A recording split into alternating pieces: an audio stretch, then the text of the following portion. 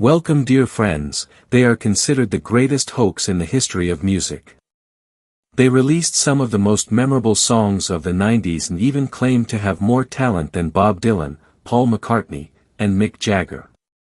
The fraud was the idea of a clever producer, but that was not his only deceptive project. Discover all the details with this story of Milli Vanilli. Frankfurt Jan is a German producer, singer, and composer born in 1941. He started working as a chef in various restaurants, but his dream was to succeed in the music industry. In 1967, when he was 26 years old, he tried his luck as a solo artist with the song, Will You Be Mine, but it was not well received by the public. After this, he hired singers Marcia Barrett and Liz Mitchell, and the three of them recorded a song titled, Bite Iguana Bound, which was released as a single in February 1975 under the name Boney M. Baby, do you wanna bum? Do you wanna bum? The song had unexpected success, and soon the public wanted to hear more songs from Boney M. They wanted to know who they were and see them on television. Frank Farian was the male voice of the song, but he decided he did not want to be part of the group, at least visually. For this reason, they made more recordings using his voice, but he hired a dancer from Aruba named Bobby Farrell to be the public face and lip-sync his voice. Boney M's success was worldwide, and they achieved enormous recognition with songs like Rivers of Babylon and Rasputin. I just don't know what I should do. The day we met, girl, I'm gonna miss you. Tragedy for me to see, the dream is over. The fact that Bobby Farrell did not actually sing, and that Frank Farian's voice was the one used, did not come out until several years later, and even today, many are unaware. Many people criticize the fact that Farian created a group where those who recorded the songs and those who appeared in public singing were different people, but this did not stop him from doing it again, this time with global impact and repercussion. When the deception was exposed in December 1987, Frank was looking for singers because he had a song titled, Baby You Know It's True, that he believed had the potential to be a hit. He interviewed several applicants, but two excellent dancers caught his attention. Their names were Rob Pilatus and Fabrice Morvan, who had much in common. They were both people of African descent, passionate about dancing, and very attractive physically. Rob Pilatus was born in Germany on June 8, 1964. His father was an African-American soldier, and his mother was German, but he became an orphan shortly after birth.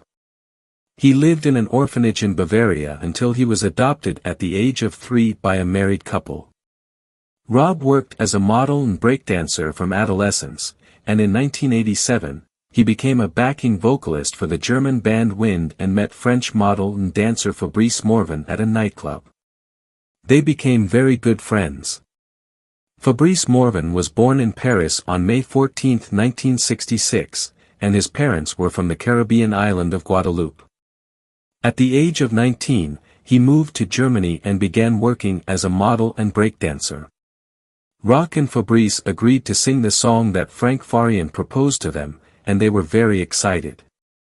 But after the auditions, Farian was no longer convinced because they danced much better than they sang.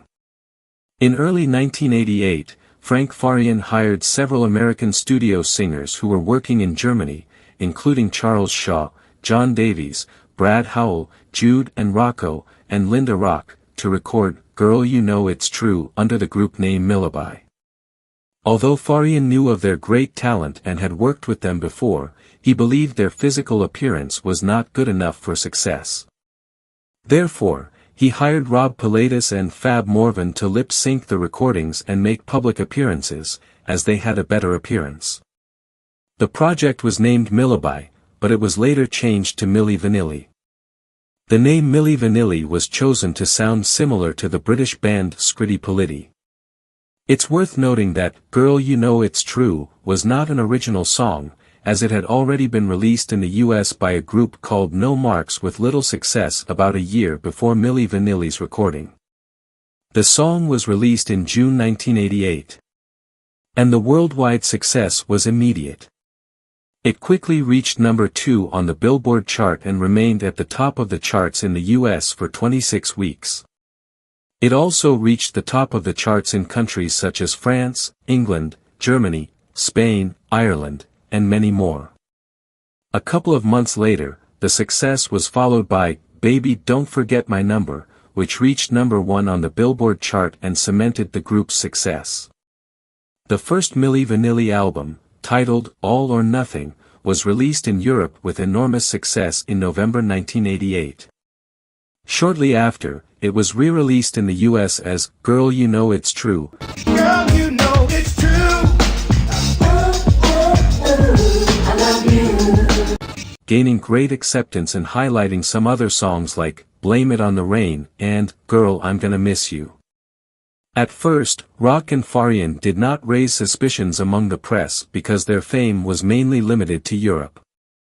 However, when they arrived in the US, the first suspicions arose that something was not right, as in interviews, they spoke English with a strong German accent, unlike the voices on the record, which sounded very American.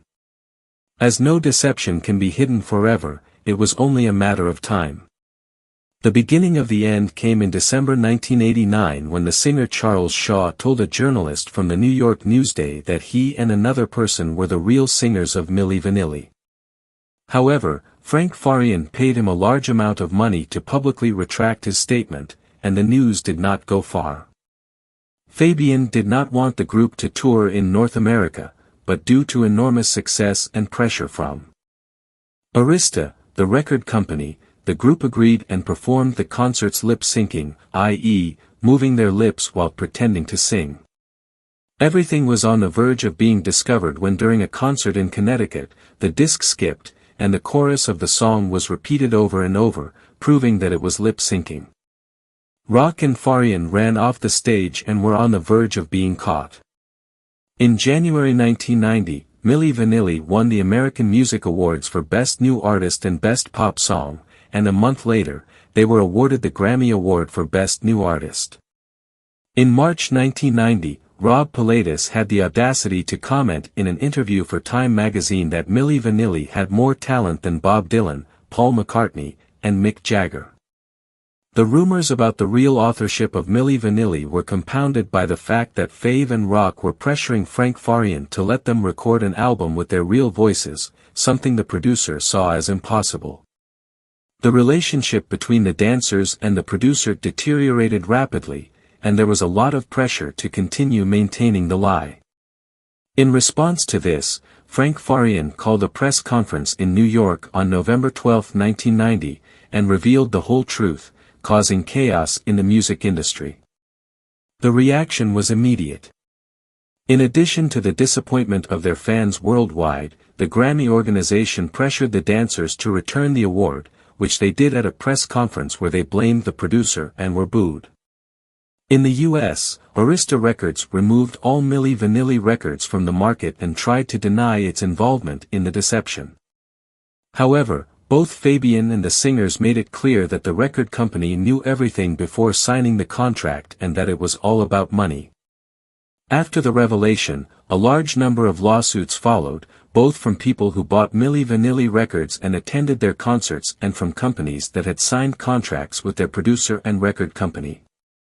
During 1991 and 1992, the true voices of Milli Vanilli released 2 albums under their real identities, but these works were not commercially successful. Meanwhile, Moore and Pilatus moved to Los Angeles and released an album titled Rock and Funk in 1993, where they sang with their real voices, but it also failed. They tried again in 1998 but failed once more. The weight of the scandal was too much and probably prevented the success of both Rock IFAB and the real singers.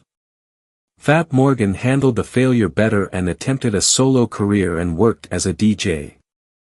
However, his partner, Rob Pilatus, began a personal decline in early 1995, involving himself in several acts of aggression, vandalism, various assaults, and attempted robbery. He spent some time in jail and became addicted to illegal substances. On April 2, 1998, Pilatus was found dead in a hotel room in Frankfurt, Germany. The autopsy determined the cause was an overdose of alcohol and prescription drugs. John Davis, the real lead voice behind the Milli Vanilli recordings, died in May 2021 at the age of 66 from complications related to COVID-19. Meanwhile, producer Frank Farian created a new band in 1991 called No Mercy, with which he achieved great profits again thanks to songs like When You Go and Please Don't Go, which became classics of the 90s.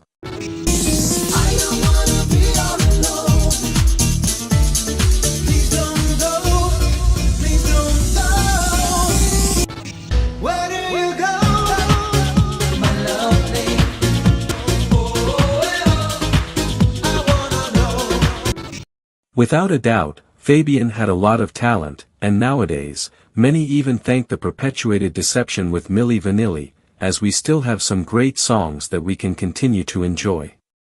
Well, friends, Juan Carr greets you from Costa Rica, and this has been the memory of Milli Vanilli.